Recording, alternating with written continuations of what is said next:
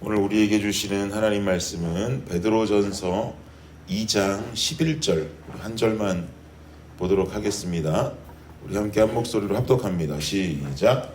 사랑하는 자들아, 거류민과 나그네 같은 너희를 권하노니 영혼을 거슬러 싸우는 육체의 정욕을 제어하라. 아멘.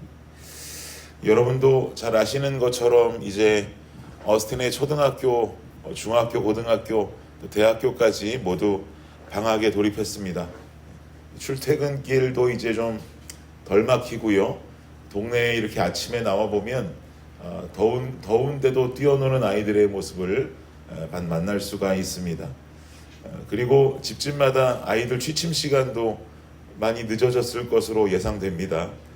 미국은 초등학교 등교 시간이 왜 이렇게도 빠른지 오전 7시 30분까지는 학교를 가야 되는데, 그러려면 학기 중에는 아이들이 늦게 취침하는 것은 상상도 할 수 없는 일인데, 방학을 맞이한 요즘은 학교에 일찍 등교할 일도 없으니까 취침 시간도 많이 늦어졌습니다. 저희 집도 마찬가지로 아이들이 아주 늦게 잡니다.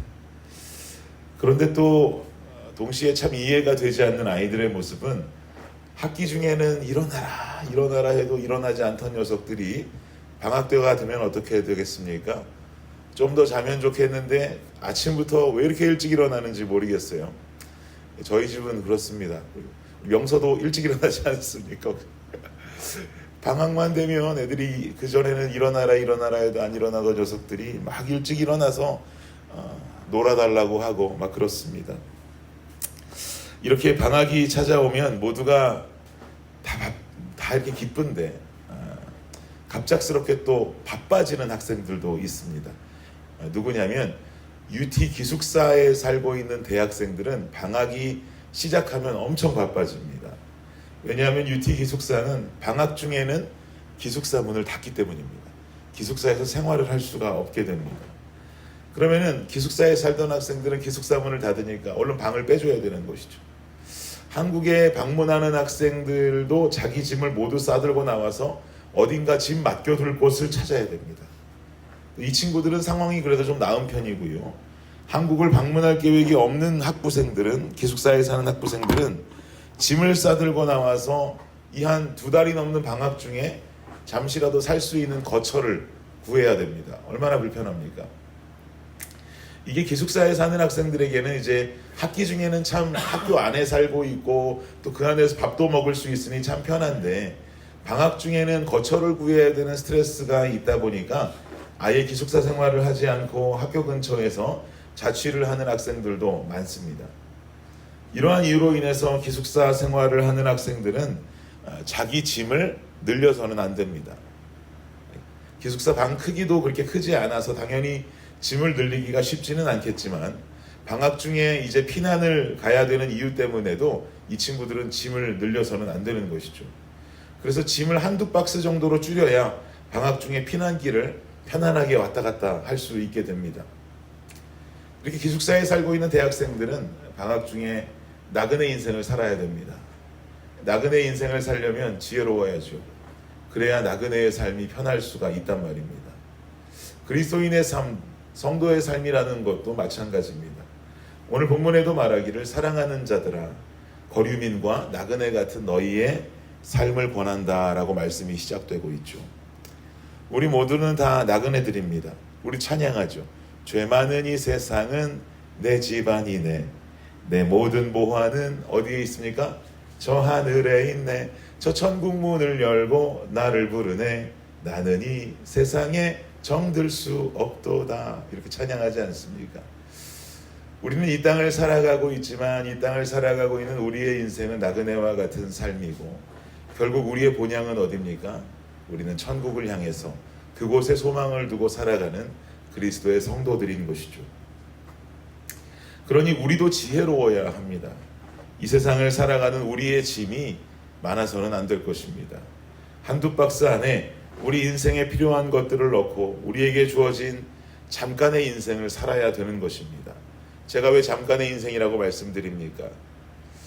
우리 블레싱 성도들의 인생이 아무리 건강해서 우리가 200살까지 살아간다고 그래도 하나님을 믿음으로 영생, 영원한 생명을 살아가는 우리들에게 200년이라는 시간은 그것과 빗대면 아주 짧은 시간인 것이죠. 잠깐의 시간일 수밖에 없는 것입니다.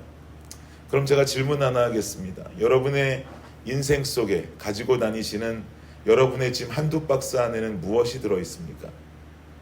어떤 것을 싸질머지고 우리는 인생을 살아가고 있습니까?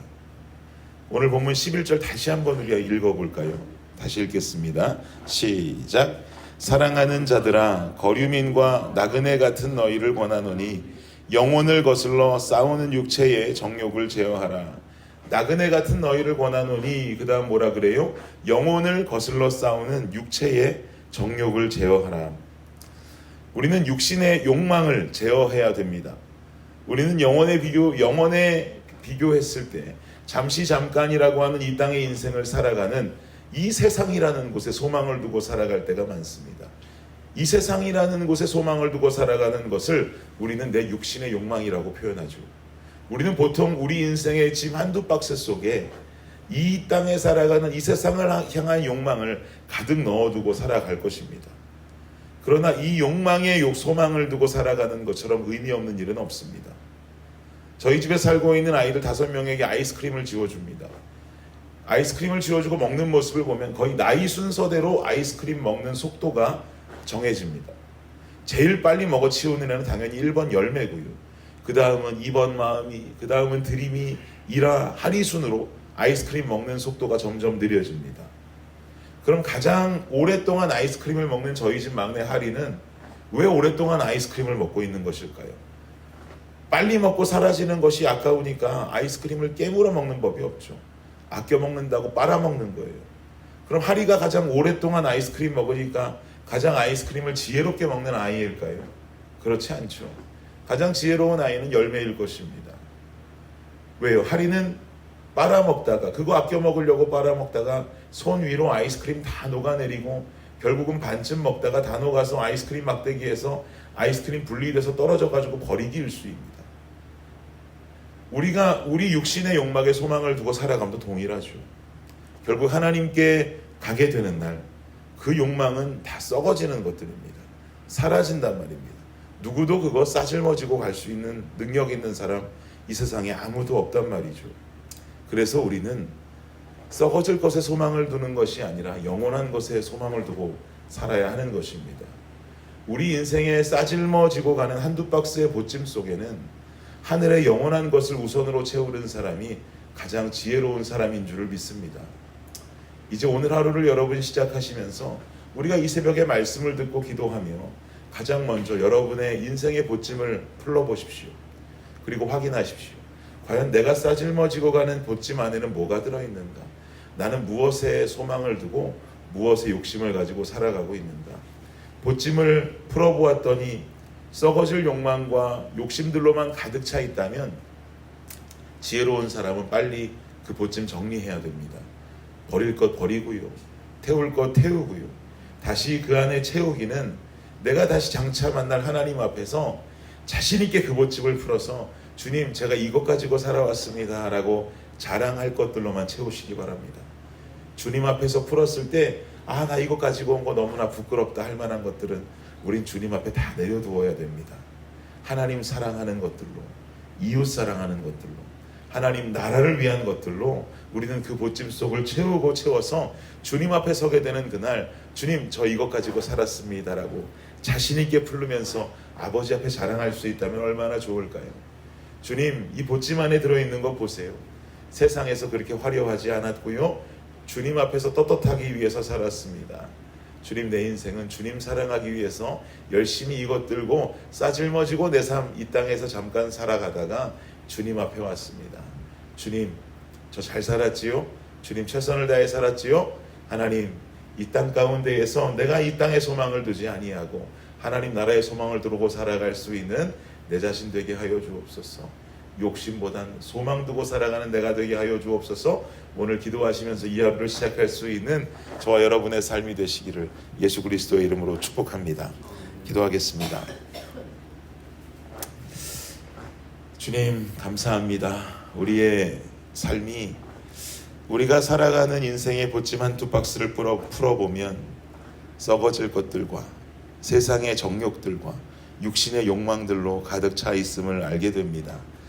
그러나 주님 앞에 서게 되는 날 그 모든 것 싸질머지고 갈 수도 없고요.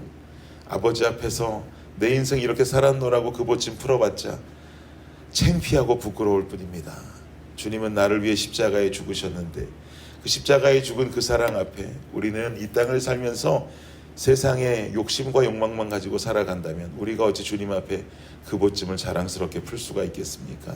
하나님 나라를 향해서 주님 나라를 향한 소망과 영원한 것에 마음을 두며 보침을 풀었을 때 하나님 나라를 위해서 살아왔던 나의 모습들, 이웃을 사랑하려 했고 하나님을 사랑하려 했고 하나님의 나라를 위해 살아오려 했던 나의 그 모습들만을 풀어서 주님 앞에 내놓을 수 있는 우리의 삶이 되게 하여 주옵소서. 이 땅 잠깐의 모습을 가지고 그것에 소망과 욕심을 두는 것이 아니라 영원한 삶, 천국을 향하여 오늘 하루를 여전히 끊임없이 최선을 다해 주 위에 달려가는 우리 모든 블레싱 성도들 되게 하여 주시옵소서.